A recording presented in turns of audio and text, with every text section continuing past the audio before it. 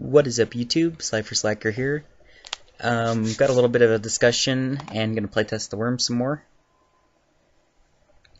So we'll get our opening hand, see what I got. Well, workable. Kind of workable. Against that opening Beardo. And like the worst deck rip possible. Okay, here's what we'll do. Then when he goes to use the effect, we'll book a moon it. Not the most optimal, not what I'd want to do, but it's what we got.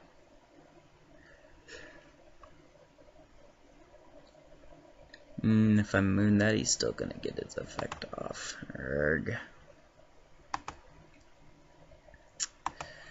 Well, oh well. First turn Pallades. First turn Pallades. Okay, I got a plan. If I can top deck, that'd be even better. But even if I don't, I've got a plan. Start out slow. Well, that kind of dampers the plan. Ooh, okay, here goes.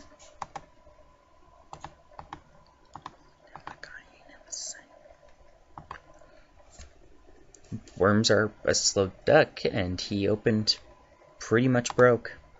Not much I can say.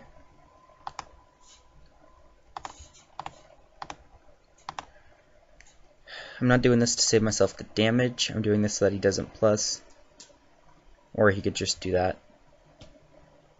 Okay, that's game.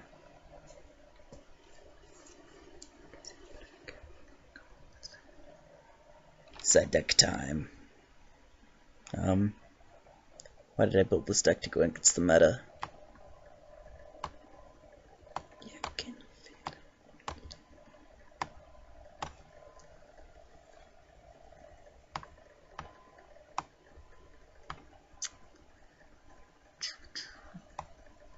There we go.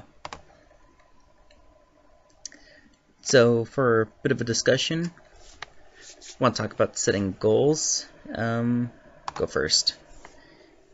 And how setting goals is honestly a really important part of Yu-Gi-Oh! If you want to progress in the game, you've got to have a goal. You've got to figure out what you want to do and how you're going to do it, like anything else in this world. So one of my goals, longest running goals, has been to go 4-0 at the Yu-Gi-Oh! Tournaments here in the local Fairbanks area where I live. And I've never actually done it. Talked about it. Tried to. Built artifacts when they were hot when that first came out. That was the worst economic decision of my life so far. I'm still trying.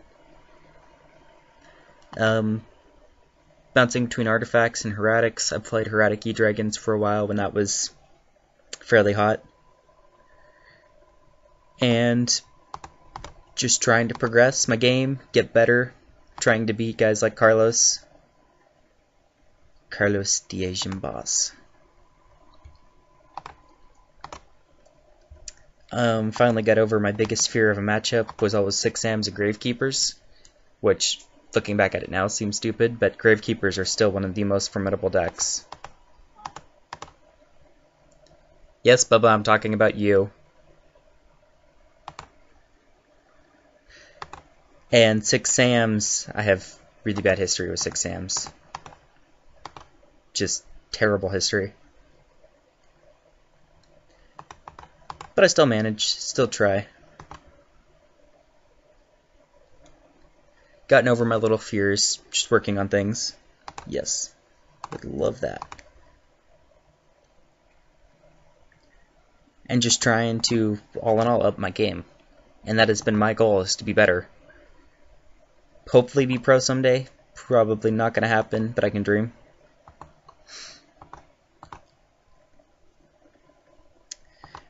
And I know other people who also have their own goals. One of the teammates of mine wants to be the best synchro player. He uses nothing but synchros, and it's honestly impressive. Just watching how much he personally has progressed using his deck, and the combos he's learned, and he's mastered everything. And it's inspirational, really. It makes me want to play more, play test more, figure things out, and make sure that I know what I'm doing when I go and when I sit down with the deck I think I want to play. Ooh, cool tech for you guys. King of the Fairlimps. Inworms. You can use them to search out almost any of your low-level stuff. And if you dump that Yagan, then we can get the Yux. Then we've got that play for next turn. And past turn. So that's been my goal. Be the best I can be. Top locals, I want to top a YCS. I hopefully eventually want to get an invite to Worlds and do that. Doubt it'll happen. Probably not anything that's going to happen for a while, but I can dream. I've got other friends that just want to play casually, and that's fine. If playing casually and being a good casual player is what matters to you, then do it, by all means. But I just like being competitive. I was that way when I played basketball. I'm that way now. I've always wanted to race cars, but, you know, I think Yu-Gi-Oh's cheaper. Which may sound funny to some of you, but it is. Oh god, that's a terrible hand.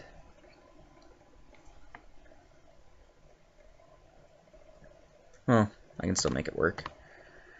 Drop a blind space only because I'm playing the AI and I know I don't have to worry about artifacts. Set. Pokemon will probably get in face spaced, or not. But if you guys are really serious about the game, and even if you aren't and you just want to play casually, pick a goal. Go for it. Build whatever deck you want to, do whatever you want, but have a goal. It sounds kind of cheesy, sounds kind of cliche, but it's a lot like sports. This is going to be awesome.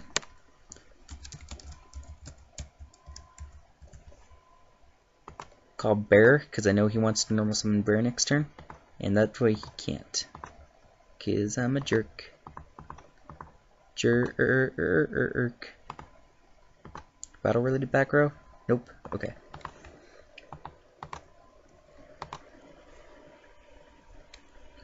This way, he's got that dead bear in his hand, so that's one less card I have to worry about him using too.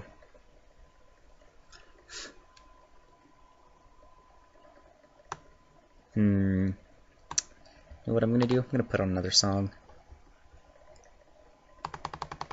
I know this is highly unprofessional, but, you know, whatever.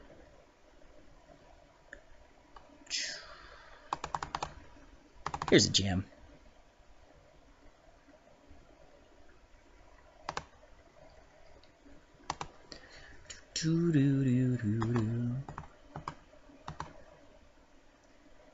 Put my own monster face down. That way when he attacks this Yagan, not knowing what it is, put it back in his hand.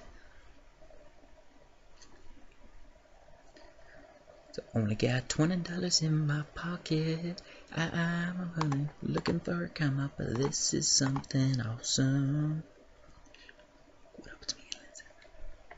Damn it, stupid Effect Veiler.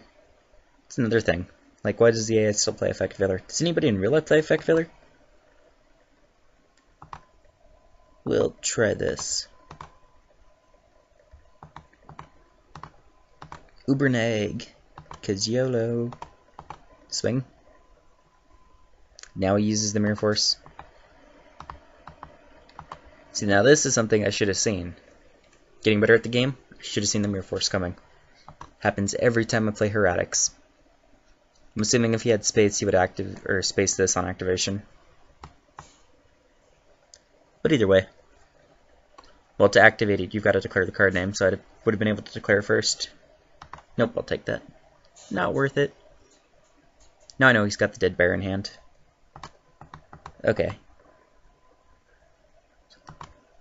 Probably gonna protect this just because I can get rid of his monster.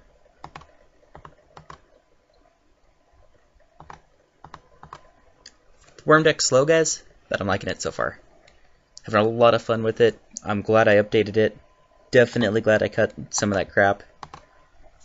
I guess it's not really crap, but it didn't really work. Here goes, 24 to the face, and he takes it. Takes it like a cheap whore, right in the ace.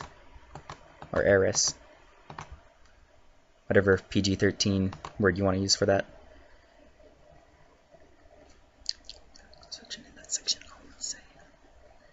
Ooh. Okay. No. Not yet. Not yet. Even better. Here goes, guys. Bam, bam. Stuff's happening.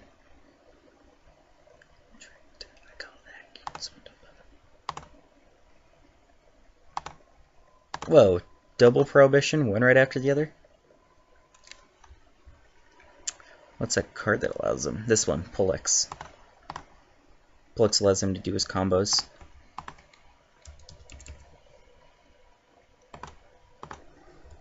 So we'll call that. And then, this is something I learned playing at locals. Call Mystical Space Typhoon so they can't space your prohibitions. Since most people don't play Night Beam, even though you should, it's actually not a bad card at all.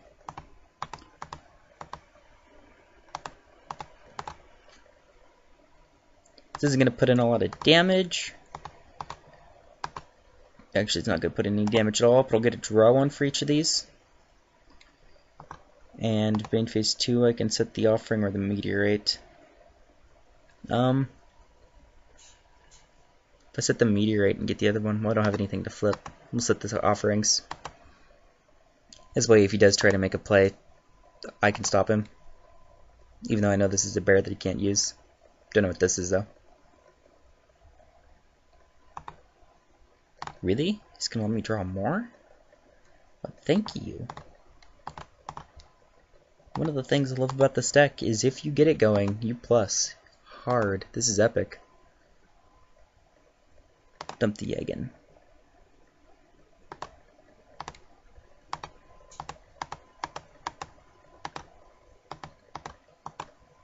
I'm gonna probably plus so much at the end of this turn I'll have to discard something. Which will probably discard the breakthroughs because they're still useful in the grave.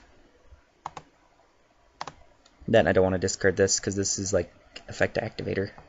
Major effect activator. Okay, dump the double breakthrough. Keep Carteros even though he's not going to do any good. This is basically game. Wood is 2 spell and traps. Since he can't chain them now. Woohoo. That was a good hit. Not gonna overextend, just go battle phase and swing. And that's game. So that's been another video, guys. Pick a goal, go for it. Excuse me. Everybody's gotta have a goal. Gotta get better. And hopefully I'll have like a final update on the Worm deck. Get that wrapped up so I can wrap up that little series. But until next time, yeah, I'm out.